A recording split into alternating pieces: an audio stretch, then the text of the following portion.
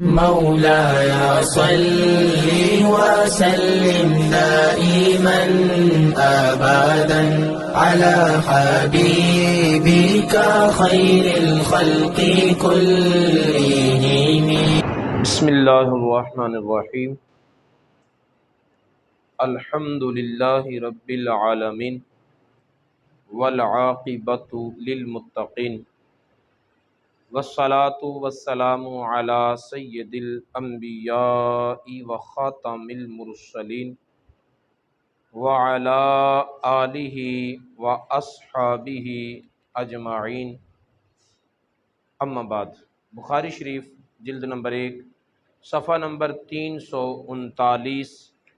کتاب شرکت فی الطعام میں امام بخاری علیہ رحمہ نے باب باندھا ہے. باب تقویم الاشیاء بین الشرکاء بقیمت عدل. جب کوئی چیز چند ساتھیوں کے درمیان مشترک ہو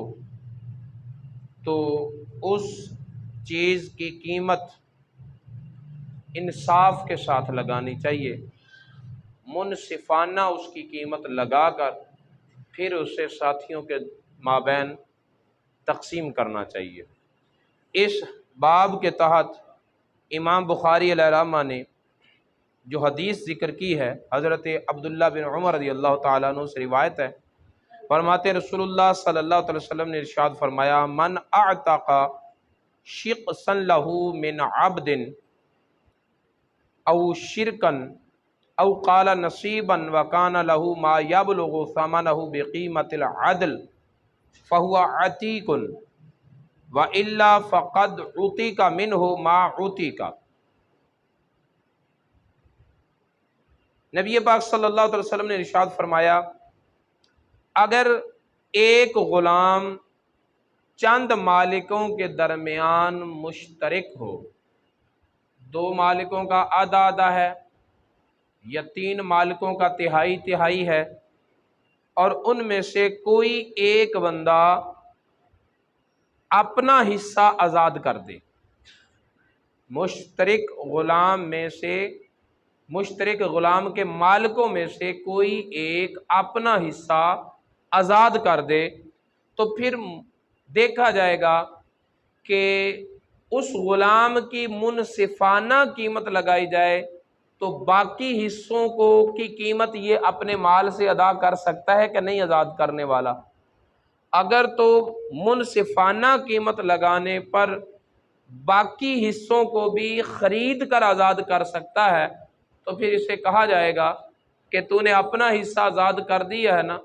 باقی حصے خرید کر آزاد کر دے تاکہ تیرے غلام کو پوری آزادی تو نصیب ہو جائے. تیرے آزاد کرنے کے بعد بھی وہ باقی 2 مالکوں کا یا دوسرے مالک کا غلام ہی ہے، تو نے اگرچہ آزاد کر دیا لیکن اسے آزادی ملی تو نہیں،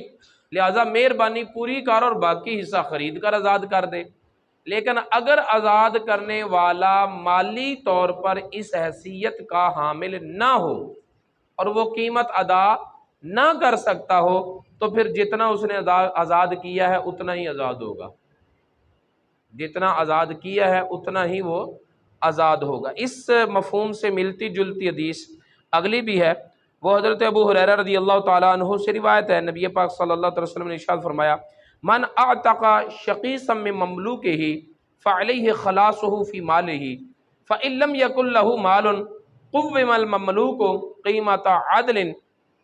ثم استسعی غیر مشقوص علیہ. جس نے اپنے مملوک کو اپنا حصہ آزاد کر دیا تو اس پر یہ بھی پھر لازم ہے کہ باقی جو ہے اسے اپنے مال سے آزاد کر دے، یعنی خرید کر اسے آزادی لے دے. اور اگر اس کے پاس اتنا مال نہ ہو تو پھر اس غلام کی منصفانہ قیمت لگائی جائے گی، گھٹائی بڑھائی نہیں جائے گی بلکہ انصاف کے ساتھ جتنی اس کی قیمت بنتی ہے لگائی جائے گی. جو حصہ اس نے آزاد کر دیا وہ آزاد ہوا، اور باقی جو ہے وہ اس غلام سے کام کروا لیا جائے گا کہ تو ہر روز محنت کر، اور اسے تھکایا نہیں جائے گا، اس کی اس کی طاقت سے زیادہ اس سے کام نہیں لیا جائے گا، جتنا وہ کام کر سکتا ہے اتنا کام کروایا جائے گا، اور جتنی مزدوری بنتی جائے گی وہ جمع ہوتی رہے گی، اور پھر اس کی قیمت جو ہے وہ ادا کر کے وہ باقی حصہ بھی اس کا آزاد ہو جائے گا، اور اس طرح اس غلام کو اللہ تعالیٰ آزادی کی نعمت عطا فرما دے گا۔ اور ان دونوں حدیثوں کے اندر نبی پاک صلی اللہ علیہ وسلم نے جو منصفانہ قیمت لگانے کا ذکر فرمایا ہے، تو اس سے امام بخاری علیہ رحمہ نے استدلال کیا ہے کہ جب کوئی چیز دو مالکوں کے درمیان مشترک ہو تو پھر ان کی تقسیم کے وقت ڈنڈی نہیں ماری جائے گی، ٹھیک ہے؟ مطلب یہ ہے کہ عام ریٹ جو ہے نا وہ اس کا ہے مثال کے طور پر 10,000 روپیہ، تو کہتا ہے کہ آپس میں تقسیم کرنی ہے، چلو 8,000 کی لگا دو۔ کیوں 8,000 کی لگا دیں؟ 10,000 پوری قیمت لگائی جائے گی، ٹھیک ہے؟ یا اسی طرح وہ کہتا ہے کہ بند ریٹ تو 10,000 ہے بازار میں اس کا، چلو میں تیرے اطمینان کے لیے اسے 12,000 میں رکھتا ہوں۔ کیوں بھی 12,000 میں رکھتا ہے؟ یہ جو مشترک چیزوں میں کمی بیشی کی جاتی ہے نا قیمت میں، ایک دوسرے کا لحاظ کرتے ہوئے یا کسی اور مفسدے سے ڈرنے بچتے ہوئے، تو نبی پاک صلی اللہ علیہ وسلم نے یہ زائد قیمت لگانے یا کم قیمت لگانے سے منع کیا ہے، اور مشترک چیز کی جب تقسیم کی جائے گی اور ان دو ساتھیوں میں سے کوئی ایک ہی رکھ رہا ہو دوسرا حصہ بھی، تو قیمت اس کی منصفانہ لگائی جائے گی جو بازار میں وقت کے مطابق قیمت رائج ہے۔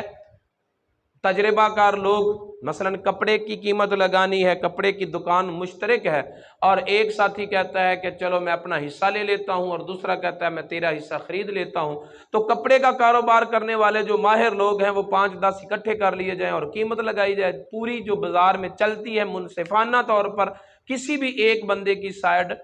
نہ ماری جائے اور نہ ہی کسی کی ایک سائیڈ لی جائے۔ تو یہاں منصفانہ قیمت لگانے کا مطلب یہ ہے کہ مشترک چیزوں کی تقسیم جب شرکاء آپس میں کرتے ہیں تو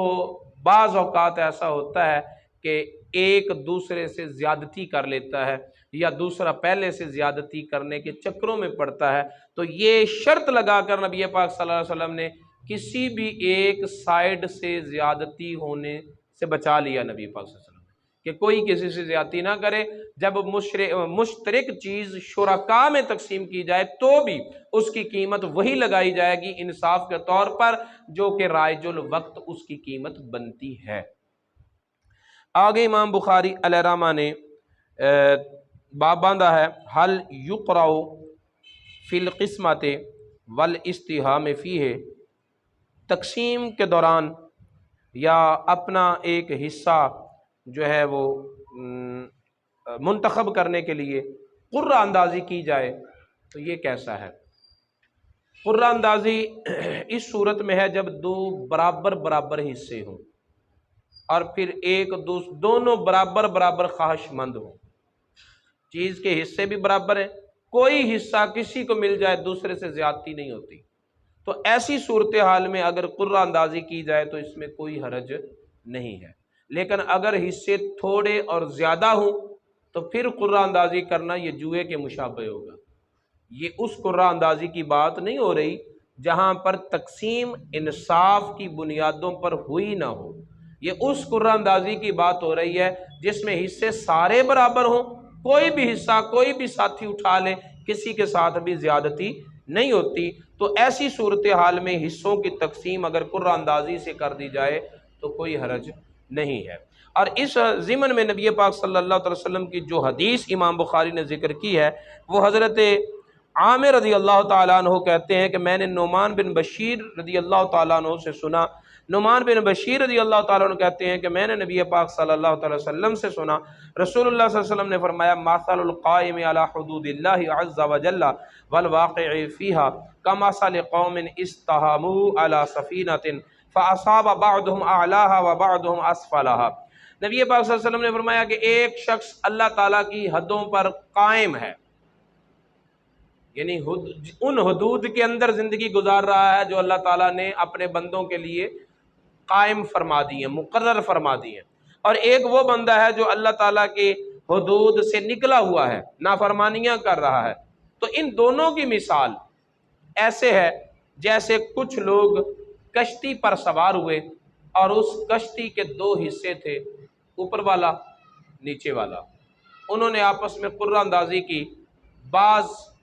اوپر والے حصے میں چلے گئے، سفر کے دوران بحری سفر ہے، بعض جو اس کشتی کے نچلے والے حصے میں سوار ہو گئے اور سفر شروع ہو گیا۔ اب جب بھی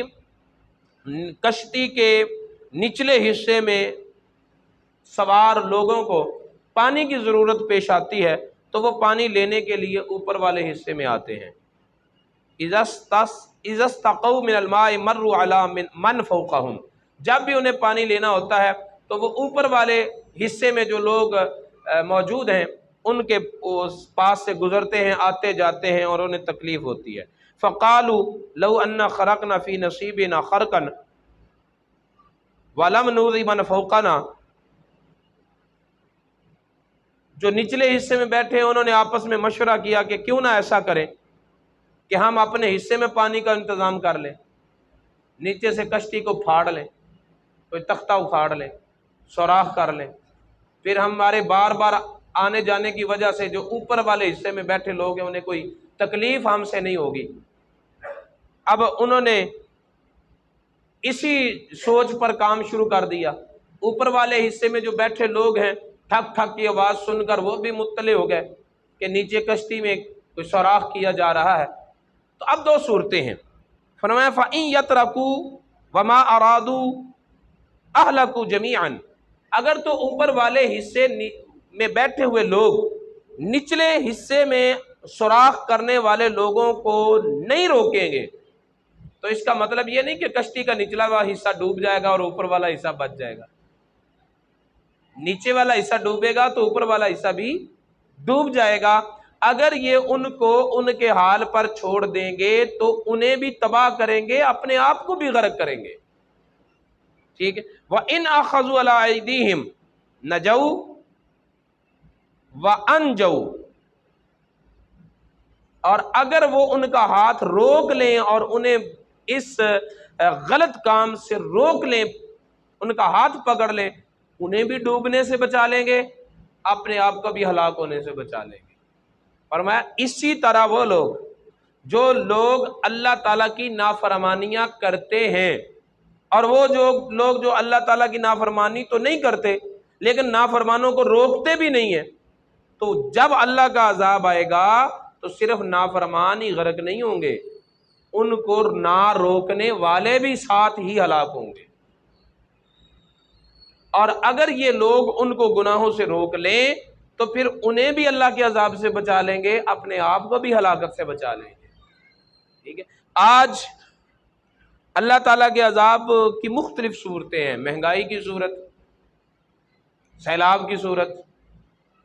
اور ہر بندہ اسی طرف ہے کہ بس سیاست دانوں نے یہ کر دیا، فلاں نے یہ کر دیا، فلاں حکمرانوں نے یہ کر دیا، اور اس طرف کسی کی توجہ ہی نہیں ہے کہ ہم کیا کر رہے ہیں۔ جب میں کہتا ہوں خدا بندہ تو میرا حال دیکھ، حکم ہوتا ہے کہ اپنا نامہ اعمال دیکھ۔ ہماری قوم کا ایک طبقہ اللہ تعالیٰ کی نافرمانیوں میں لگا ہوا، اور ایک طبقہ اللہ تعالیٰ کی نافرمانی تو نہیں کر رہا لیکن کرنے والوں کو روک بھی نہیں رہا۔ اس لیے آج اس قوم کی نجات کی صورت یہی ہے کہ امر بالمعروف اور نہی عن المنکر کا فریضہ ادا کیا جائے، گناہ کرنے والوں کو گناہوں سے روکا جائے۔ صرف نیکیاں کرنا ہی نیکی کا راستہ نہیں ہے، بلکہ گناہ گاروں کو گناہوں سے روک کر نیکی کے راستے پر لانا یہ بھی اس امت کے فرائض میں شامل ہے، ذمہ داریوں میں شامل ہے۔ ہم خود نمازی بن گئے تو ذمہ داری ادا ہو گئی۔ اللہ تعالیٰ نے قوا انفسکم واہلیکم نارا،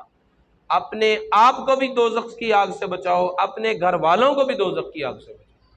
ہم خود اپنے آپ کو راہ حق پر لا کر ذمہ داری پوری ہو گئی یہ نہ سمجھے، ذمہ داری نہیں پوری ہوتی، کیونکہ اللہ تعالیٰ نے اس امت کی یہ ڈیوٹی لگائی ہوئی ہے، کنتم خیر امۃ اخرجت للناس تأمرون بالمعروف وتنہون عن المنکر، تم بہترین امت ہو، تمہیں لوگوں کے لیے پیدا کیا گیا ہے، تمہاری ذمہ داریوں میں یہ شامل ہے کہ تم نیکی کی دعوت دو اور لوگوں کو برائی سے منع کرو۔ نبی پاک صلی اللہ علیہ وسلم نے امر بالمعروف اور نہی عن المنکر کی یہ بہترین مثال دی اور فرمایا کہ تم لوگ علیحدہ علیحدہ جہازوں میں سوار نہیں ہو، تم ایک امت ہو، ایک کشتی میں سوار ہو، کچھ نچلے حصے میں ہے، کچھ اوپر والے حصے میں۔ کچھ لوگ اس کشتی کو پھاڑ رہے ہیں، اس کے پیندے میں سوراخ کر رہے ہیں، نافرمانیوں کے ذریعے اس کشتی کو ہلاک کرنے کی کوشش کر رہے ہیں، کچھ لوگ خاموش تماشائی بنے ہوئے۔ تو ہم اگر ان کو روک لیں گے تو انہیں بھی بچا لیں گے، خود کو بھی بچا لیں گے، اور اگر ہم ان کا راستہ نہیں روکتے، کہتے ہیں کہ ان کی اپنی زندگی ہے، جیسے مرضی گزارے، تو ان کی زندگی ہماری زندگیوں کے ساتھ ریلیٹڈ ہے۔ یہ کوئی جنگل کے ماحول میں جانور نہیں ہے اپنی اپنی زندگی گزار رہے، یہ انسانی معاشرہ ہے، اور معاشرت ہمیشہ ایک دوسرے کے ساتھ مل جل کر قائم ہوتی ہے۔ اس لیے یہ لازم ہے کہ ایک بندے کے اچھے برے کردار کا اثر پورے ماحول پر پڑتا ہے۔ اچھا کردار ہو تو اس کا بھی اثر پورے ماحول پہ ہے، اور اگر برا کردار ہو تو اس کا بھی اثر پورے ماحول پہ ہے۔ اللہ تعالیٰ کی بارگاہ میں دعا ہے کہ نبی پاک صلی اللہ علیہ وسلم کی تعلیمات کو سیکھنے اور ان پر عمل پیرا ہونے کی توفیق عطا فرمائے۔ مولاي صل وسلم دائما أبدا على حبيبك خير الخلق كلهم